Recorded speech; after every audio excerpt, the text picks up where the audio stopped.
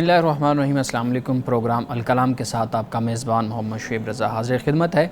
नाज़रीन किराम, इस प्रोग्राम के पहले हिस्से में हम कुरान करीम की कुछ आयात को समझने की कोशिश करते हैं और दूसरा हिस्सा ऐसे सवालात पे मुश्तमिल होता है जो हमारे ही अहद के जो सियासी, समाजी, माशरती मौज़ूआत हैं उनके ऊपर नौजवानों के जहन में पैदा होते हैं। हमारे साथ शरीक गुफ्तगू होते हैं जनाब मोहम्मद अमानत रसूल साहब। हमारे साथ बहुत शुक्रिया आपके वक्त का।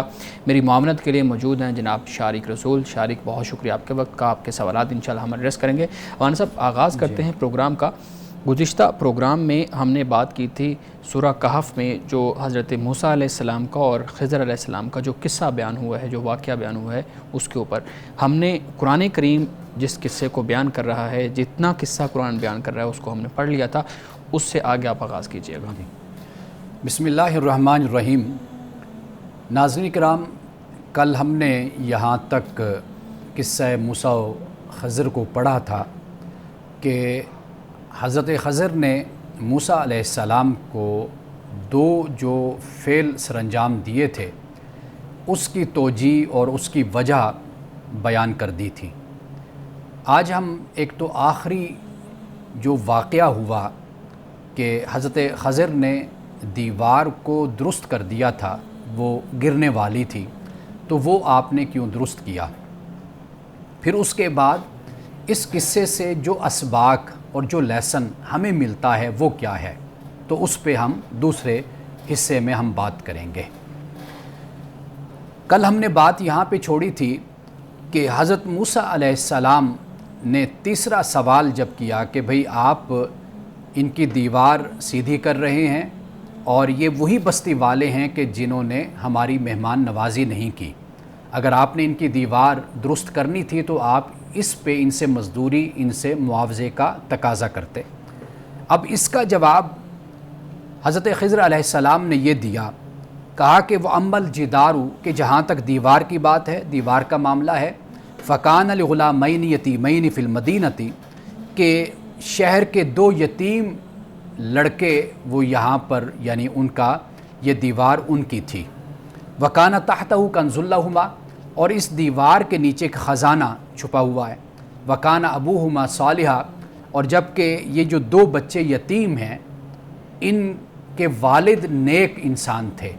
ख़जाना दीवार के नीचे है, यानी मतलब ये है कि वालिद ने वफ़ात से पहले अपने बच्चों के लिए दीवार के नीचे ये ख़जाना रख दिया था।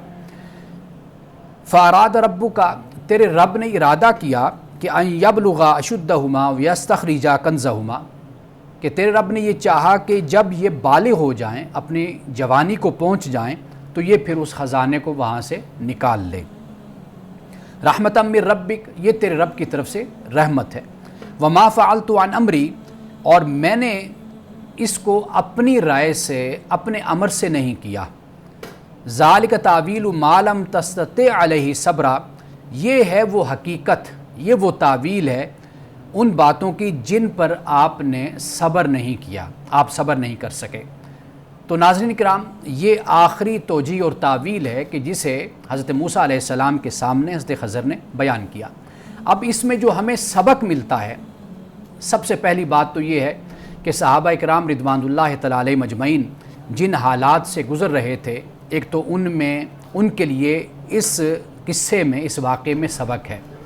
यानी उन्हें तलक़ीन है कि अल्लाह सुब्हानहू व तआला ज़ाहिरी तौर पर जो नज़र आता है कि तुम्हारे नुकसान में है, तुम्हारे भले में नहीं है, लेकिन अल्लाह सुब्हानहू व तआला ने उसमें इंसान के लिए भलाई को छुपा कर रखा होता है। यानी मतलब ये है कि अगर आप सब्र करेंगे, इस्तिकामत से चलेंगे, तो आपकी कोशिश, आपकी मेहनत और आप जिन मुश्किलात से गुज़र रहे हैं इनका नतीजा अच्छा निकलेगा, आपकी कामयाबी और कामरानी की सूरत में निकलेगा। एक तो ये बात समझ आती है, और सहाबा किराम के ज़रिए से फिर क़यामत तक के इंसानों के लिए, मुसलमानों के लिए इसमें ये असबाक पोशीदा हैं।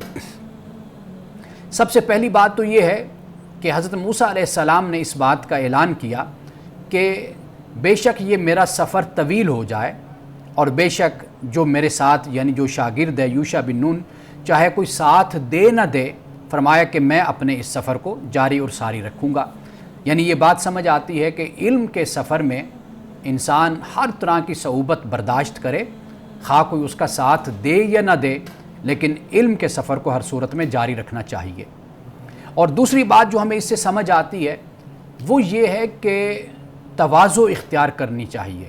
جب انسان کے پاس علم آتا ہے، نالج آتا ہے، تو پھر انسان آپے سے باہر بھی ہونے لگ جاتا ہے، یعنی انسان دوسروں سے پھر تقابل بھی کرتا ہے، اپنا موازنہ بھی کرتا ہے کہ میں اس سے بہتر ہوں کیونکہ میرے پاس یہ نالج ہے، اس کو کیا آتا ہے۔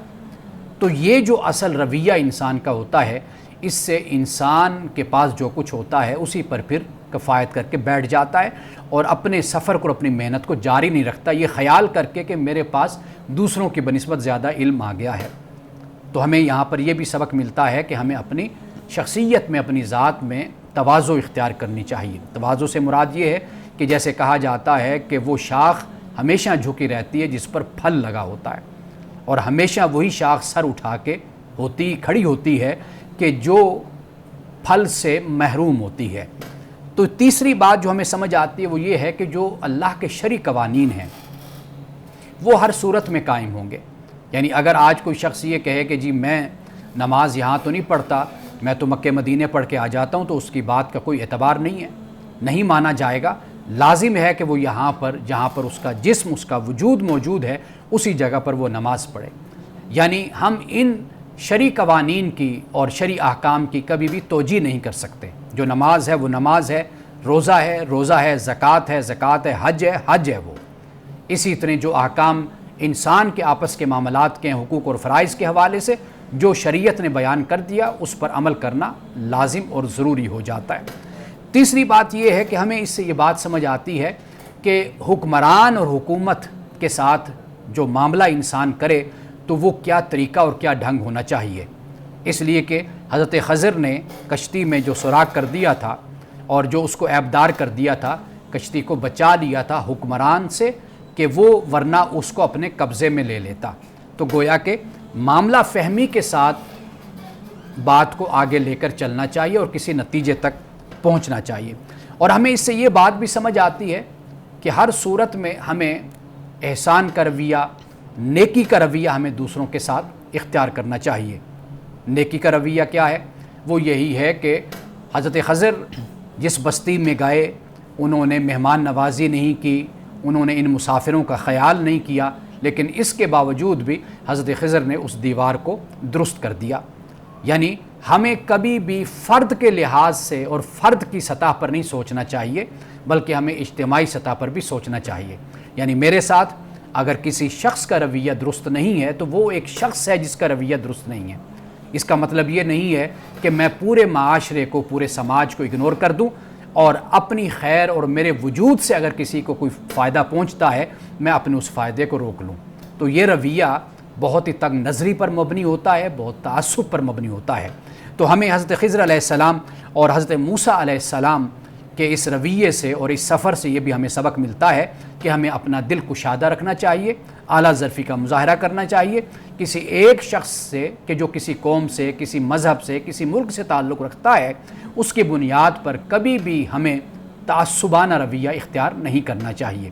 اور آخری بات جو اس حوالے سے بہت عام ہے وہ یہ ہے کہ استاذ جو ہوتا ہے، یعنی جو معلم ہے، جو مربی ہے، وہ صرف کتاب نہیں پڑھاتا بلکہ اپنے عمل سے بھی اپنے طلباء کی تربیت کرتا ہے۔ یعنی ایک طرف استاد کتاب کی روشنی میں تو اخلاص کی تعلیم دے رہا ہو، لیکن دوسری طرف جب خود استاد کا رویہ دیکھا جائے تو وہ اس کے بالکل برعکس ہو۔ ایک استاد ہے کہ جو بہت زیادہ تعلیم دینے والا ہو، لیکن جب عملی زندگی میں اس کو دیکھا جائے تو وہ بالکل اس میں ناکام اور اس میں بالکل اس کے برعکس عمل کرتا ہوا نظر آئے جو حقیقت میں تعلیم ہے۔ حضرت موسیٰ علیہ السلام کی زندگی اور اس واقعے سے جو ہمیں بات سمجھ آتی ہے وہ یہ ہے کہ علم کی راہ میں کوئی مشقت، کوئی مصیبت بھی آئے تو انسان کو وہ ہنسی خوشی قبول کرنی چاہیے اور اپنے علم کے سفر کو جاری رکھنا چاہیے۔ ناظرین کرام، یاد رکھیے کہ رسول اللہ صلی اللہ علیہ وسلم نے اس علم کے سفر میں اگر کسی کو موت بھی آ جاتی ہے تو آپ اس کو شہید قرار دیتے ہیں، اور بلکہ یہاں تک فرمایا کہ جو گھر سے نکلتا ہے طالب علم کو طلب کرنے کے لیے تو اللہ کے فرشتے اس کے پاؤں کے نیچے اپنے پروں کو بچھاتے ہیں۔ تو گویا کہ اس قصہ موسیٰ و خضر سے ہمیں اس بات کی تعلیم ملتی ہے کہ بحیثیت مسلمان ہمیں چاہیے کہ ہم علم کے سفر کو اپنی زندگی میں کبھی نہ روکیں۔ اس لیے کہا جاتا ہے کہ جو علم ہے اس کو مہد سے لے کر لحد تک، یعنی گود سے گور تک علم کے سفر کو جاری رکھنا چاہیے۔ یہ سبق ہے، یہ تعلیم ہے، یہ ہدایت ہے کہ جو ہمیں اس قصے سے ملتی ہے۔ جی بہت شکریہ مانی صاحب۔ ناظرین کرام، یہاں پہ وقت ہوا چاہتا ہے ایک بریک کا، ہمارے ساتھ رہیے گا۔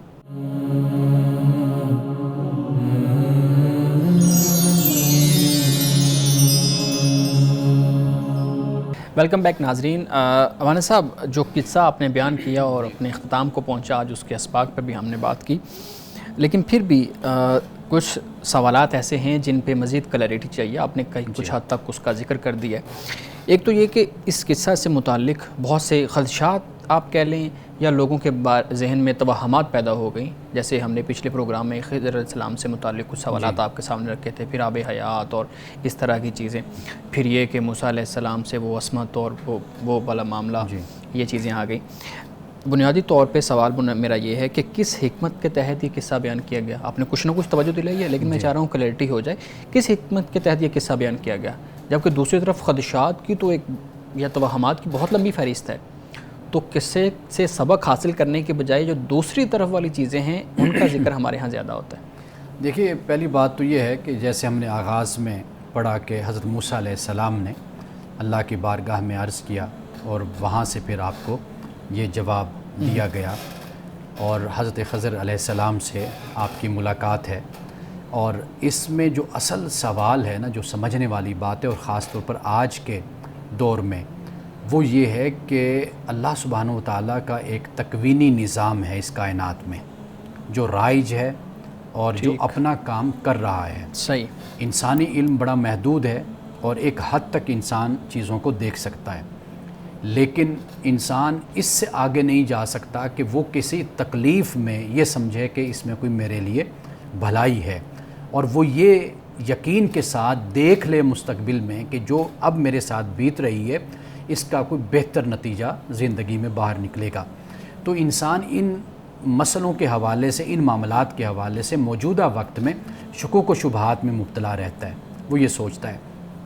تو اللہ سبحانہ و تعالیٰ نے انسان کو در حقیقت یہ بات اس میں سمجھا دی، اور پھر اللہ نے اپنی جو قدرت ہے، اپنی جو طاقت ہے، اس کا بھی اس میں اظہار کر دیا کہ حقیقت میں تم انسان جتنا بھی علم حاصل کر لو، جس لیول تک، جس مقام تک بھی پہنچ جاؤ، تم اس کو اس مقام سے نہیں دیکھ سکتے جہاں سے میں دیکھتا ہوں اور میں نے ان کو تخلیق کیا ہے۔ تو یہ بنیادی چیزیں ہیں کہ انسان کو اس مقام پر آ کر ایک کم مائگی کا احساس ہوتا ہے، اور مومنین کے لیے اس لحاظ سے ایک اطمینان کا باعث بھی بنتا ہے کہ اگر حق پر چلتے ہوئے اور سیدھی راہ پر چلتے ہوئے اگر مشکلات اور مصائب اور آلام آتے ہیں تو یہ اللہ سبحانہ و تعالیٰ نے اپنے بندوں کے لیے یہ ایک آزمائش بھی ہے، ایک امتحان بھی ہے، لیکن اس کا جو نتیجہ ہے وہ اللہ سبحانہ و تعالیٰ انسان کو بہترین عطا فرماتا ہے۔ بالکل صحیح ہے۔ اچھا، ایک بات ہم نے پچھلے پروگرام میں بھی ڈسکس کی تھی اور آج بھی آپ نے اس پہ توجہ دلائی ہے، لیکن پھر بھی میں آپ کے سامنے کچھ اس طرح کی روایات رکھوں گا تاکہ اس پہ آپ کی رائے جان سکوں۔ آپ نے کہا اپنی گفتگو میں کہ کوئی بھی شخص اگر یہ دعویٰ کرتا ہے کہ وہ نماز یہاں پہ نہیں یہاں پہ پڑھ رہا تھا، اس نے اس طرح ادا کر لی ہے، تم نے نہیں دیکھا تو کوئی مسئلہ نہیں ہے، لیکن اس کی نماز مدینے میں یا کسی بھی شہر میں یا اس طرح سے ہوتی ہے۔ بہت سی روایات، بہت سی کتابیں ہم دیکھتے ہیں جس میں بہت مستند اسکالرز کے بارے میں، بہت مستند اہل علم کے بارے میں اس طرح کی روایات ان سے منسوب کی گئی ہیں یا ان سے نقل کی گئی ہیں، جس پہ انسانی ذہن جو ہے نا وہ اس کو ماننے کے لیے تیار نہیں ہے۔ جیسے ایک شخص کا ایک وقت میں 2 شہروں میں موجود ہونا، بلکہ 2 ملکوں میں موجود ہونا، اور پھر یہ کہ ذہن کے اندر خیال آیا تو پھر وہ شخص فزیکلی آپ کی مدد کے لیے یا اس طریقے سے آپ کے پاس حاضر ہو گیا۔ اب یہ بہت سی اس طرح کی چیزیں آپ کے سامنے بھی آتی ہیں، اس پہ اپنی رائے دیجیے گا، کیا یہ ممکن ہے؟ اور اگر ایسی روایات جو مستند احباب کے ساتھ لنک کر دی جاتی ہیں، وہ رویہ کیسا ہے؟ دیکھیے، ہم تو قرآن مجید پہ بات کر رہے ہیں اور رسول اللہ صلی اللہ علیہ وسلم کی جو مستند احادیث ہے ہم اس کی روشنی میں بات کر رہے ہیں، اور جو اصل یہاں پر ہمیں بات سمجھائی جا رہی ہے وہ یہ ہے کہ شرعی جو قوانین ہیں، شرعی احکام ہیں، اس کا ایک مسلمان مکلف ہے، عاقل ہے، بالغ ہے، اس پر یہ لازم اور ضروری ہے کہ وہ جو اللہ کا دین ہے، جو اللہ کا حکم ہے، وہ اس پر عمل کرے۔ یہ جو صورتحال ہے، ہم اس کے بارے میں جتنا ظن ہے، تخمین ہے، گمان ہے، اندازہ ہے، ہم اس پر یہ بات کرتے ہیں، اور جو قصے اور داستانیں اور اس طرح کی جو باتیں لوگوں کے بارے میں بیان کی جاتی ہیں، یہ کثرت کے ساتھ اگر آپ ان کو پڑھیں گے، ہمیں بہت سی کتابوں میں اور بہت سی جگہوں پر یہ باتیں ہمیں مل جاتی ہیں، لیکن فی الحال جو اتھینٹک بات ہے، جو یقین کی بات ہے، وہ یہی ہے کہ اللہ سبحانہ و تعالیٰ نے ایک مسلمان، کوئی بھی ہے، یہاں تک کہ انبیاء علیہ السلام بھی، وہ بھی نماز شرعی احکام کے پابند تھے، اور انہوں نے بندوں کے سامنے اپنا اسوہ پیش کیا، مومنین اور مسلمانوں کے سامنے۔ تو جب اللہ کے جو پیغمبر ہیں وہ اس سے مستثنیٰ نہیں ہیں، وہ بھی اللہ کے حکم کے پابند ہوتے ہیں، تو پھر جو ایمان لانے والے جو مسلمان ہیں وہ تو اس کے خاص طور پہ پابند ہیں۔ یہ تو اللہ کا حکم ہے، اور یہ قرآن ہے، یہ مستند احادیث ہیں جس سے ہمیں سبق ملتا ہے۔ باقی جو اس طرح کی روایات اور اس طرح کے معاملات ہیں، تو یہ پھر بعد کی صورت بن جاتی ہے کہ پھر اس پر تجزیہ بھی ہوتا ہے، اس کا جائزہ بھی لیا جاتا ہے کہ معاملہ کیا ہے، صورتحال کیا ہے۔ لیکن فی الحال جو اللہ کا دین ہمیں دیا گیا، وہ یقین کے ساتھ اسی بات کو نافذ کرتا ہے کہ ہم بحیثیت مسلمان اس کے مکلف ہیں کہ ہم نے یہ کام ہر صورت میں ادا کرنا ہے۔ بالکل صحیح ہے، ٹھیک ہے، بہت شکریہ۔ اچھا، آپ نے علم کی بات کی ہے جی، اپنی گفتگو کے آخر میں آپ نے جو بتایا کہ انسان کے اندر عاجزی اور انکساری ہونی چاہیے، اور علم کے اوپر تکبر اور غرور نہیں ہونا چاہیے۔ ہمارے ہاں علم سے متعلق ہی ایک روایت بیان کی جاتی ہے، وہ آپ ضرور اس پہ بتائیے گا کہ وہ کس لیول کی ہے۔ رسول اللہ صلی اللہ علیہ وآلہ وسلم نے فرمایا کہ تم علم حاصل کرو اگرچہ تمہیں چین جانا پڑے۔ تو اس روایت کو بہت زیادہ ہم نے اپنی ابتدائی کتابوں میں پڑھا بھی ہے، اور ہمارے ہاں بیان بھی کی جاتی ہے، اور سننے میں آیا کہ یہ حدیث ہے، اور کچھ لوگ کہتے ہیں یہ حدیث نہیں ہے۔ آپ کی کیا رائے ہے؟ حقیقت تو یہ ہے کہ یہ حدیث نہیں ہے۔ اچھا، یہ حدیث اس کی نہیں ہے، کوئی بھی سند نہیں ہے کہ جس بنیاد پر، جیسے ایک حدیث ہے منقول منسوب کی جاتی ہے کہ اختلاف امتی رحمت، اس کی بھی کوئی سند نہیں ہے۔ اچھا، اس کی بھی کوئی سند نہیں؟ سند نہیں۔ اسی طرح جو یہ ہے کہ اطلب العلم ولو کان بالسین، کہ علم حاصل کرو خواہ تمہیں چین جانا پڑے، تو اس کی بھی کوئی سند نہیں۔ لیکن ڈاکٹر حمید اللہ صاحب ایک جگہ پہ یہ بیان کرتے ہیں، بہت بڑے سیرت نگار تھے، بالکل بالکل، تو انہوں نے اس بات کو بیان کیا ہے کہ یہ اگرچہ اس کی سند کوئی ہمیں ملتی تو نہیں ہے، لیکن ایسا لگتا ہے کہ رسول اللہ صلی اللہ علیہ وسلم جس دور میں آپ تشریف لے جاتے تھے، تو وہاں پر انٹرنیشنل ایگزیبیشن کا انتظام ہوتا تھا، اور مختلف ممالک کے اور خطے کے لوگ وہاں پر آتے تھے، اور خاص طور پر اس وقت چائنا جو ہے یہ ایک ٹیکنالوجی میں آپ کہہ لیں، یا ایک ٹیکسٹائل جو انڈسٹری ہے اس میں یہ ترقی کر رہا تھا، ترقی کر چکا تھا، یا اس وقت وہاں پر یہ سب کچھ موجود تھا۔ تو ڈاکٹر حمید اللہ یہ کہتے ہیں کہ ممکن ہے کہ چائنا سے لوگ آئے ہوں اور اس ایگزیبیشن میں شریک ہوئے ہوں، کہ اس پہلو سے کہتے ہیں کہ بھئی اگر ہم دیکھتے ہیں تو ممکن ہے کہ آپ علیہ الصلوۃ والسلام نے اس بنیاد پر کہیں پر آپ نے یہ فرمایا ہو۔ تو لیکن یہ ہے کہ اگر ہم علم حدیث کی روشنی میں اگر ہم اس کو دیکھتے ہیں تو ہمیں اس کی کوئی سند ہمیں نہیں ملتی۔ بالکل صحیح ہے۔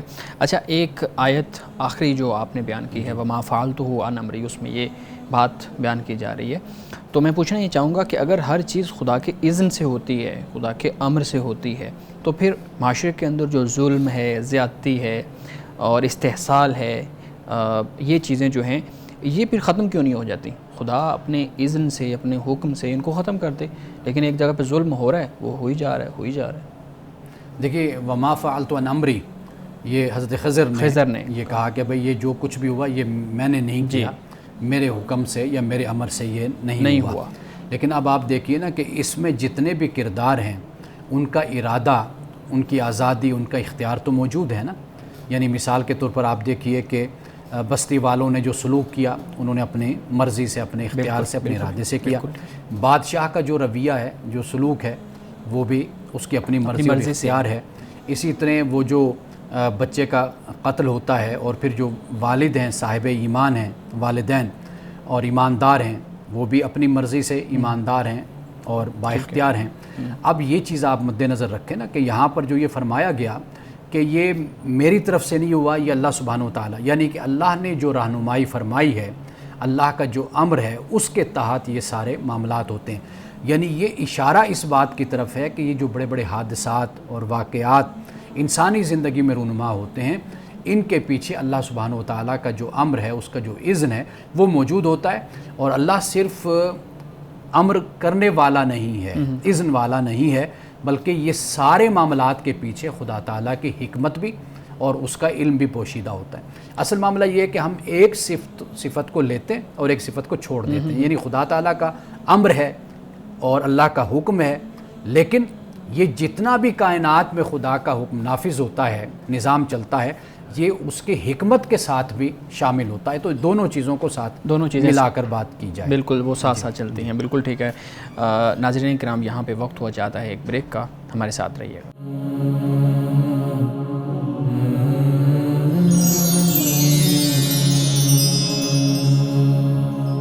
ویلکم بیک ناظرین. شارق آپ کے پاس بھی کچھ سوالات ہوں گے تو پلیز آپ مانی صاحب کے سامنے رکھیں. بہت شکریہ شعیب صاحب.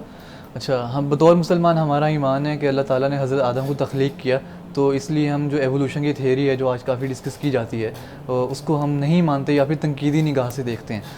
لیکن میں ایک کتاب پڑھ رہا تھا ڈاکٹر مورائس بغولے کی, غالباً دی اوریجن آف لائف میرے خیال میں اس کا نام ہے. تو اس میں وہ بتاتے ہیں کہ قرآن مجید میں کئی جگہوں پر ذکر ہے خلقناکم منہا خلقکم, تو منہا خلقناکم وفیہا نعیدکم ومنہا نخرجکم تارۃ اخری. جی شکریہ, مجھے آیات یاد نہیں تھی. تو اس میں بتاتے ہیں جو خلقکم ہے اس کا جو لٹرل مطلب ہے وہ عربک میں ہے کہ کسی چیز کو فیشن کرنا, کسی چیز کو مولڈ کرنا. کریشن کا اس میں مطلب نہیں ہے. تو اس حوالے سے ہم کیا سمجھ سکتے ہیں کہ اللہ تعالیٰ نے قرآن میں ایوولوشن کو بھی ہنٹ کیا ہوا ہے, اگر ہم اس کو سائنسی نقطۂ نظر سے سمجھنے کی کوشش کریں. تو مورس بقائلے کیا کہتے ہیں اس پر, یعنی کہ وہ اس ایوولوشن کے قائل ہیں یا وہ ایوولوشن کے قائل ہیں, بلکہ کہتے ہیں کہ قرآن مجید میں اس کا باقاعدہ ذکر کیا گیا ہے. بلکہ وہ یہ بھی کہتے ہیں کہ قرآن میں کافی سائنسی حوالات ہیں, جیسے کہ ہم مٹی سے بنایا ہے, مٹی کے جو کمپوننٹس ہیں وہ انسان میں پائے جاتے ہیں, یہ سائنس کہتی ہے. تو کہتے ہیں کہ قرآن میں اس کا ذکر ہے باقاعدہ. اور ان کے بارے میں تو یہ بھی مشہور ہے نا کہ انہوں نے اسلام بھی, وہ سائنٹسٹ تھے تو بعد میں اسلام قبول کیا تھا ان چیزوں کو لے کے. اچھا, پہلی بات تو یہ ہے کہ جب ہم قرآن مجید کا مطالعہ اس ایوولوشن کے حوالے سے اگر ہم دیکھیں تو ارتقاء تو موجود ہے, ایوولوشن تو موجود ہے. ایوولوشن کے بغیر تو کوئی چیز بھی اپنے کمال تک نہیں پہنچتی. یعنی مثال کے طور پر آپ دیکھیے کہ اللہ سبحانہ و تعالیٰ نے ایک تو پانی کا ذکر کیا. جی, آپ نے اللہ پاک فرماتا ہے کہ بھی پانی سے ہم نے ہر شے کو پیدا کیا. یعنی زندگی کا آغاز جو ان سا ہے قرآن پاک بیان کرتا ہے وہ پانی سے ہوا. اچھا, پھر اس کے بعد جب انسان کی تخلیق کا ذکر قرآن پاک کرتا ہے, پہلے مٹی کا بھی ذکر کرتا ہے, پھر ایک تو تین ہے, مٹی ہے, تین اللہ زب کا بھی ذکر کرتا ہے, چکنی مٹی ہو گئی جیسے گارا ہو گیا. اچھا, پھر اس کے بعد کھنکھناتی مٹی کا بھی ذکر قرآن پاک کرتا ہے. تو یہ ایک ارتقائی عمل جیسے ایوولوشن ہم کہتے ہیں یہ ہمیں نظر آتا ہے. قرآن پاک نے دیگر جو مخلوق ہیں, چرند پرند ہیں, ان کا بھی ذکر کیا. یہ بھی بتایا کہ ایسی مخلوق بھی ہے کہ جو پیٹ کے بل چلتی ہے, ایسی بھی ہے جو دو ٹانگوں پہ, ایسی بھی ہے جو چار ٹانگوں پہ چلتی, یہ بھی قرآن پاک نے بیان کیا. تو گویا کہ ہم قرآن پاک کا جب ہم مطالعہ کرتے ہیں تو ہمیں لگتا ہے ایسا کہ انسانی تخلیق ہو یا دوسری جو تخلیقات ہوئی ہیں ان پر لاکھوں کروڑوں سال کا عرصہ بیتا ہے. یہ ایک مرحلہ ارتقاء کا ہے کہ جس سے گزر کر ایک انسان کہیے یا کوئی مخلوق کہیے وہ ایک مقام تک پہنچی ہے. اب اس کے بعد قرآن پاک نے بیان کیا, وہ انسان کا بیان کیا کہ انسان کی پھر تخلیق مرد اور عورت کے ملاپ کے ساتھ پھر اس کا آغاز شروع ہوتا ہے, جس میں آدم اور حوا کا ہمیں ذکر ملتا ہے. لیکن قرآن مجید اس کو نہیں بیان کرتا کہ انسان پہلے ایک جانور کی طرح تھا, چمپینزی کہا جاتا ہے, بندر کا تو نہیں کہا گیا لیکن چمپینزی کا کہا گیا. چمپینزی تھا تو پھر اس سے یعنی اس کی جو نسل ہے انسان کی آبا و اجداد کی وہ یہاں سے شروع ہوئی. تو ایسا کچھ بھی قرآن اس کے بارے میں نہیں کہتا. قرآن پاک منا خلقناکم وفیہا نعیدکم کا ذکر کرتا ہے کہ اسی زمین سے ہی ہم نے پیدا کیا, بلکہ اگانے کا لفظ بھی قرآن پاک میں استعمال ہوا ہے کہ انسان کو ہم نے زمین سے اگایا ہے, یعنی اس کو بڑھایا ہے, اس کو نشو و نما ہم نے دی. یہ سب کچھ بیان ہے. لیکن قرآن پاک میں یہ بیان نہیں ہے کہ انسان پہلے کوئی جانور تھا, کسی ایسی صورت میں تھا پھر اس کے بعد جیسے 4 ٹانگوں سے پھر وہ 1 ٹانگوں پر جو چلنا theory شروع بیان کی کیا، جاتی ہے پوری۔ پھر اس کے بعد انسان جو ان سے ہے وہ آگے بڑھتا ہوا آج اس صورت میں پہنچا۔ ایک تو یہ قرآن پاک میں کہیں نہیں ذکر ہوتا، لیکن قرآن پاک میں حضرت آدم علیہ السلام کا ذکر ہے، انی جاعل فی الارض خلیفہ، اور یہ بھی کہا کہ بھی ہم نے آدم کو تخلیق کیا۔ اب آدم اور پھر اس کے بعد حوا، یعنی یہاں سے پھر انسان کے سفر کا آغاز ہوتا ہے۔ اور قرآن نے یہ بھی کہا لقد خلقنا الانسان فی احسن تقویم، کہ ہم نے انسان کو خوبصورت پیرائے میں، اسلوب میں یا خوبصورت شکل میں، ساخت میں ہم نے انسان کو بنایا، پیدا کیا۔ یہ تو قرآن پاک میں ہمیں ذکر ملتا ہے، لیکن اگرچہ ہمارے کئی مسلم سکولرز جو ان سے ہیں وہ اس ایولوشن تھیوری جو ہے ڈارون کی، یعنی اس کو کسی حد تک یعنی مانتے ہیں کہ بھئی ممکن ہے کہ انسان کی جو تخلیق ہے، ارتقاء ہے، اس ارتقاء میں ایک زمانہ یہ بھی گزرا ہو کہ جس کے بعد پھر آدم کا ذکر شروع ہوتا ہے، وہاں سے پھر اس کا آغاز ہوتا ہے کہ اللہ تعالیٰ نے آدم کو جو پیدا کیا یہ در حقیقت حوا کے لیے، یعنی یہ انسان مرد اور عورت کے ملاپ سے اب آگے جو انسانی نسل کا آغاز ہونا تھا تو اس کا ذکر یہاں پر ہوا۔ لیکن آپ یہ چیز دیکھ سکتے ہیں کہ انسان کو اللہ سبحانہ وتعالیٰ نے جو شعور دیا اور جسے عقل کہا جاتا ہے، انسان کو عقل دی، اور اللہ تعالیٰ انسان سے تقاضا بھی کرتا ہے تدبر کا، تفکر کا، تعقل کا۔ اب یہ جو چیز ہے یہ آیا کہ کس طریقے سے کیا یہ بھی ایوالو کر سکتی یا نہیں کر سکتی، خوبصورت، یہ ایک سب سے بڑا مسئلہ ہے نا۔ یعنی آپ دیکھیے کہ آپ بہت سی اسپیشیز دیکھتے ہیں، جانور دیکھتے ہیں، تو کبھی ایسا تو نہیں ہوا کہ کبھی کہ ایک مخلوق ایسی ہو کہ جو اس طریقے سے ایوالو کرتے کرتے اس مقام تک پہنچی ہو کہ اس کے پاس بھی عقل جیسی دولت آ گئی ہو، شعور آ گیا، اس کو سمجھ آ گئی ہو، وہ اس طریقے سے زندگی گزارنے لگ گئی ہو کہ اس کی تہذیب ہو، اس کا کلچر ہو، اس کی ثقافت ہو۔ یہ صرف واحد انسان ہے، واحد انسان ہمیں نظر آتا ہے۔ یعنی وہ جو ایوولوشن ہے قرآن اس کو بیان تو کرتا ہے، واضح بات ہے کہ 9 ماہ تک ایک بچہ ماں کے رحم میں رہتا ہے، پرورش پاتا ہے، آخر وہ بھی تو ایک ارتقاء، ایک ایوولوشن ہے، قرآن پاک اس کو بھی بیان کرتا ہے۔ لیکن جو یہ نظریہ اور یہ جو سوچ ہے کہ ایک چیمپینزی جو ہے وہ جانور سے انسان ایوالو ہوتا ہوا اس شکل میں بن گیا کہ اس کو شعور اور عقل یہ سارا کچھ مل گیا، تو اس کی کوئی ایسی عملی طور پر بھی مثال نہیں ملتی۔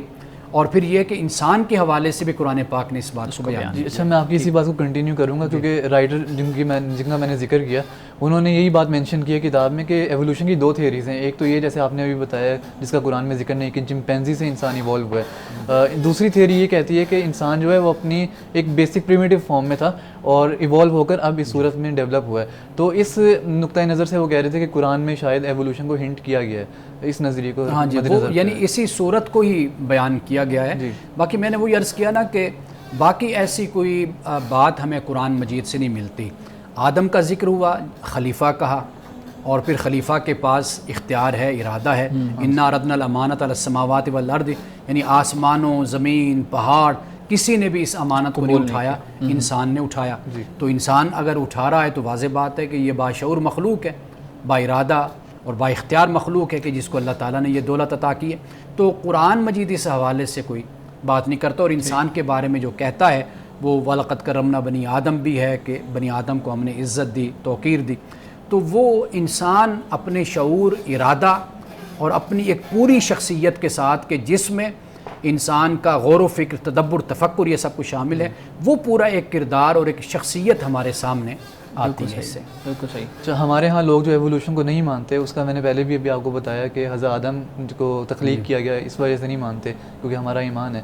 لیکن یہ بات بھی کی جاتی ہے اکثر کہ حضرت آدم سے جو مراد ہے وہ کوئی پرٹیکولر پرسنالٹی نہیں بلکہ ایک انسانیت سے مطلب لیا جاتا ہے ان سے۔ تو اس طرح بھی ہم ایوولوشن کو سمجھ سکتے ہیں کہ ایوولوشن ممکن ہے اس طرح سے۔ دیکھیے، یہ ایک بڑی اہم بات آپ نے کہی ہے، یہ بھی ہمارے ہاں ایک مغالطہ ہے۔ وہ یہ کہا جاتا ہے کہ اللہ سبحانہ و تعالیٰ نے جو قرآن مجید میں آدم، ابلیس اور ملائکہ، یہ در حقیقت ایک سٹیج ہے انسانیت کی سجائی گئی، یعنی جس میں ایک کردار آدم کا ہے یعنی آدمیت کا، ٹھیک ہے، اور ملائکہ کا کردار ہے یعنی وہ جو روحانی اور نیکی کی قوتیں ہیں وہ ہیں، اور اسی طرح پھر ابلیس کا کردار ہے کہ جو شیطانی قوتیں ہیں، شر کی قوتیں ہیں۔ تو یہ تینوں کردار اللہ تعالیٰ نے دکھایا کہ دنیا میں یہ کردار ہوں گے۔ تو قرآن مجید نے جس انداز سے بیان کیا اس سے ہمیں یہ معلوم ہوتا ہے کہ آدم باقاعدہ ایک وجود کا نام ہے، صحیح ایک شخصیت کا نام ہے. اسی طرح حوا وہ بھی ایک شخصیت ہے، قرآن پاک نے اس کو بھی بیان کیا. اسی طرح ملائکہ بھی وجود رکھتے ہیں، اور اسی طریقے سے شیطان جو ابلیس ہے اس کا بھی وجود ہے. تو یہ قرآن مجید نے جو بیان کیا ہم اسی پر ہی ایمان رکھتے ہیں، ہم اسی کو ہی مانتے ہیں. تو یہ آدم جسے ابو البشر کہا جاتا ہے، یہ سب سے پہلے انسان ہیں کہ جن کو اللہ تعالیٰ نے نبوت رہنمائی فمن تابع ہدایا فلا خوف علیہم ولا ہم یحزنون کہ آپ زمین پر جائیں. آدم اور حوا سے کہا کہ بھئی وہاں پر پھر ہماری ہدایت بھی آپ کو عطا کی جائے گی، پھر جو اس پر عمل کرے گا اسے نہ کوئی خوف ہوگا نہ کوئی ڈر ہوگا. تو لہٰذا یہ باقاعدہ کریکٹر اور کردار ہیں. وقت ہوگا تو ہم اس پر بھی تفصیل سے بات کر سکتے ہیں کہ اگر آپ ان کو وجود نہیں مانتے تو اس سے پھر کیا کیا مسائل آگے پیدا ہوتے ہیں جو عقیدے میں اور جو ایمان کے لحاظ سے ہیں. تو وہ پھر جو مشکلات آگے کمپلیکیشنز پیدا ہوتی ہیں تو اس سے پھر بہت سے آپ کہہ لیجئے گمراہیوں کے پھر دروازے کھلتے ہیں. بالکل صحیح ہے، بالکل ٹھیک ہے. ناظرین کرام یہاں پہ وقت ہوا چاہتا ہے ایک بریک کا، ہمارے ساتھ رہیے گا.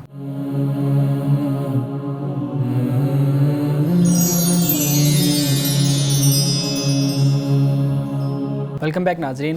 شارق آپ سوال کر رہے تھے پلیز. اچھا، تو قرآن کی جنہوں نے کامنٹریز شروعات میں لکھی ان کا تعلق مذہب سے تھا، مذہبی بیک گراؤنڈ تھا، سائنس سے ان کا تعلق نہیں تھا. لیکن جیسے آپ نے ابھی بات کی کہ قرآن میں سائنسی حوالات بھی موجود ہیں کہ پانی سے زندگی کی شروعات کی گئی اور مزید اس طرح کے.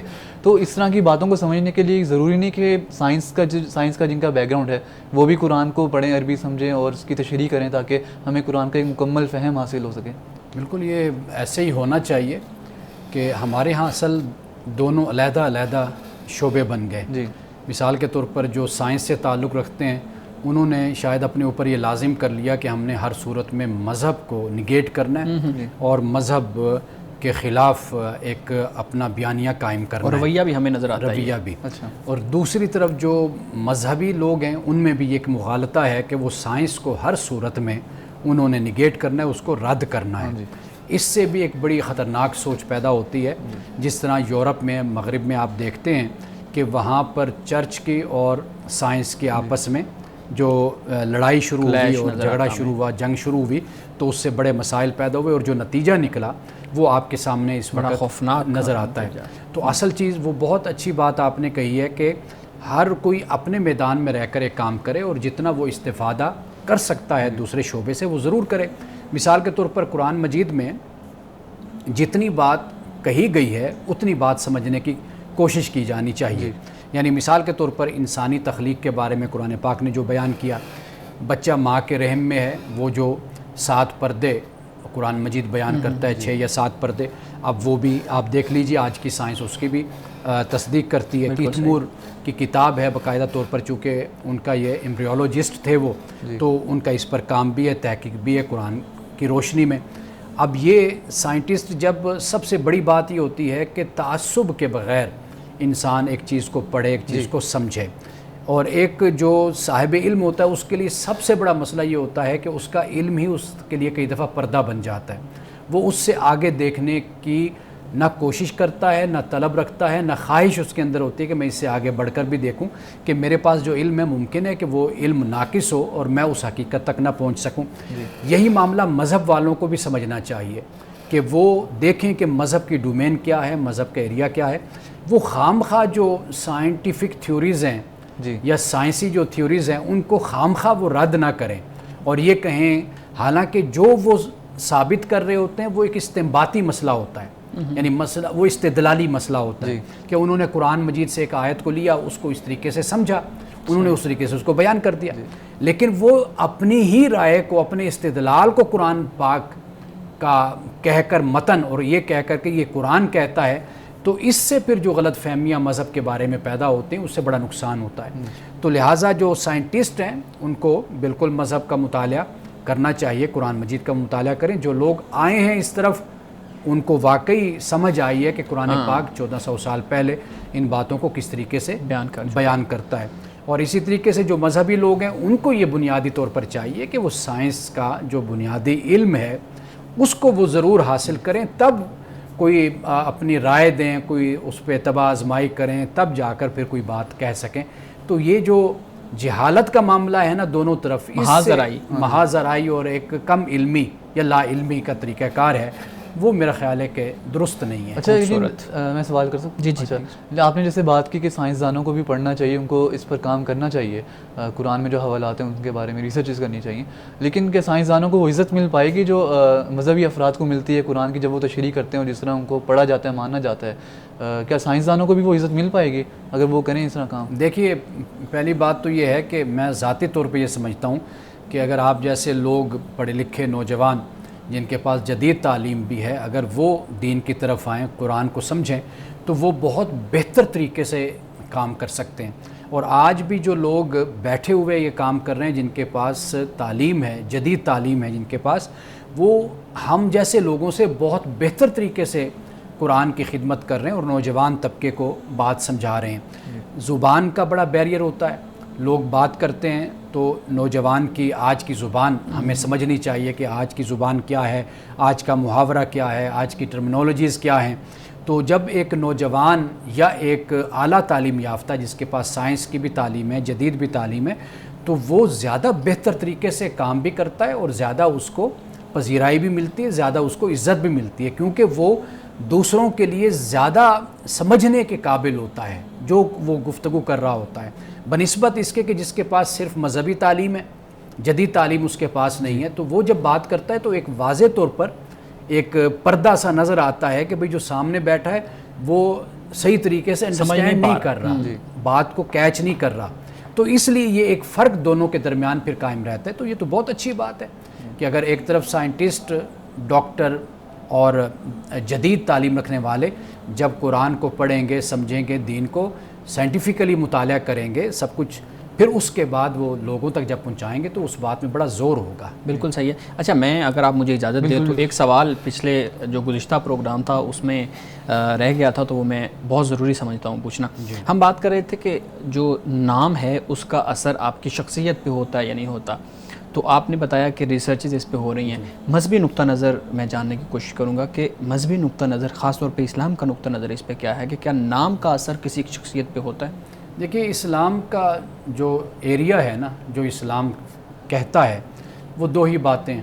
رسول اللہ صلی اللہ علیہ وسلم نے جب نام رکھا یا کسی نے آپ سے کہا کہ بھئی آپ نام تجویز کریں، تو حضور علیہ السلام نے نام عبد الرحمن، عبداللہ، یہ نام آپ نے پسند فرمائے، کیونکہ پیغمبر کے لیے سب سے بڑا مقام اور مرتبہ ابدیت کا مقام اور مرتبہ ہے، اور انسان کے لیے بھی، ایک مسلمان کے لیے بھی جو مقام اور مرتبہ ہے وہ ابدیت کا مقام اور مرتبہ ہے۔ حضور علیہ السلام نے ایک تو اس بات کی تلقین فرمائی۔ اچھا دوسرا یہ ہے کہ اگر کسی بستی کا، کسی جگہ کا کوئی نام ایسا ہے کہ جس میں کوئی شر کا ذکر ہوتا ہے، کوئی نحوست کا ذکر ہوتا ہے، حضور علیہ السلام نے گزرتے ہوئے کسی نے بتایا جی یہ اس بستی کا یہ نام ہے، مثلا بنجر زمین ہے، تو آپ نے فرمایا کہ نہیں، اس کا نام اپنا زرخیز زمین اس کا نام ہے، اس کا نام سبز زمین ہے، یہ آپ نے نام رکھا۔ مثال کے طور پر دیکھیں کہ یثرب نام تھا، کہ جو یعنی یثرب سے مراد یہ ہے کہ جو بیماریوں کا گڑھ ہے، آپ نے وہ نام چینج کر دیا، یعنی مدینہ النبی صلی اللہ علیہ وسلم وہ ہوا۔ اسی طریقے سے کسی شخص کے نام میں اگر کوئی ایسی بات تھی کہ جس میں کوئی نحوست کا ذکر تھا، تو رسول اللہ نے اس کے نام کو تبدیل فرمایا۔ تو گویا کہ ہمیں دو باتیں سمجھ آتی ہیں، ایک تو یہ ہے کہ ایسا نام کہ جس سے کوئی شرک کی بو آتی ہے، ایک تو اس سے منع فرما دیا، عبد الرحمن، عبداللہ، ان ناموں کو پسند فرمایا۔ دوسرے نمبر پہ بات یہ ہے کہ اگر کوئی نیگیٹیوٹی اس کے اندر ہے، یعنی شر پسندی ہے، جیسے بنجر ہے زمین ہے، یا کسی علاقے کا نام تھا کہ وہ علاقہ گمراہی کا علاقہ، تو لیکن آپ نے پھر اس کو کہا کہ نہیں، یہ قریۃ الہدا ہے، یعنی ہدایت کی بستی ہے، ہدایت کا مقام ہے۔ اس طرح کر کے ہمیں یہ الفاظ ملتے، تو گویا کہ ہمیں یہ بھی سمجھ آتی ہے کہ پوزیٹیوٹی نام کے اندر ہونی چاہیے، نیگیٹیوٹی نہیں ہونی چاہیے، یہ پسندیدہ چیز ہے۔ باقی جو ناموں کے اثرات ہیں، یہ پھر آج کی جدید تحقیق پر اس کا انحصار ہے کہ وہ اس کو پڑھیں، نفسیاتی حوالے سے اس کی تحقیق کریں۔ یہ پھر ایک کھلا میدان ہے کہ اس پر کام یورپ کر بھی رہا ہے اور مزید آگے بڑھے گا یہ کام۔ بالکل ٹھیک ہے، بہت خوبصورت۔ اچھا آج کی حدیث کا جو وقت ہے وہ ہوا چاہتا ہے، تو آپ پلیز آج کی حدیث بیان کیجیے گا۔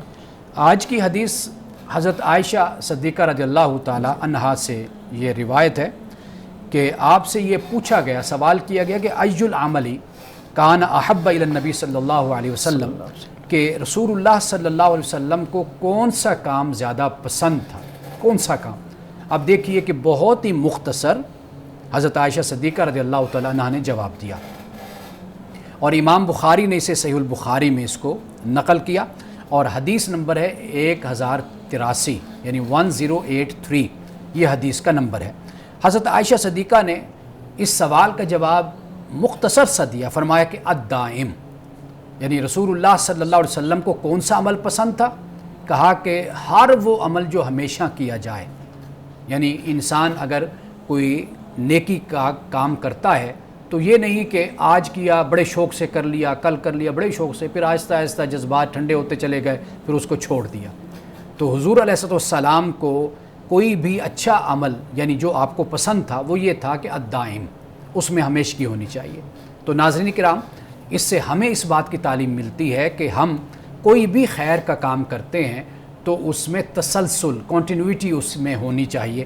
یہ طریقہ نہیں ہونا چاہیے کہ آج ہم بڑے تیار ہوں اور بڑے اپنے آپ کو جذباتی کر کے ہم کہیں کہ جی ہم نے اب یہ کام کرنا، اور ہم کرتے رہیں گے، دعوے بھی کر دیں لیکن پھر ہم اس کو وقت کے ساتھ ساتھ چھوڑ دیں، تو یہ رویہ رسول اللہ صلی اللہ علیہ وسلم کو پسند نہیں ہے۔ کام چھوٹا کیجئے لیکن تسلسل کے ساتھ کیجئے، اس کا بہت اجر ہے اللہ اور اس کے رسول کے نزدیک۔ جی بہت شکریہ مانند صاحب آپ کے وقت کا، آپ کے مدلل جوابات کا، بہت شکریہ شارک آپ کے وقت کا، آپ کے سوالات کا۔ ناظرین کرام، اس دعا کے ساتھ اپنے پروگرام کا اختتام کریں گے۔ اللہ رب العزت حسن کلام، تاثیر کلام عطا فرمائے، ہماری زبان کے گروں کو کھول دے اور سننے والوں تک خیر کا پیغام پہنچے۔ اجازت دیجیے، خدا حافظ۔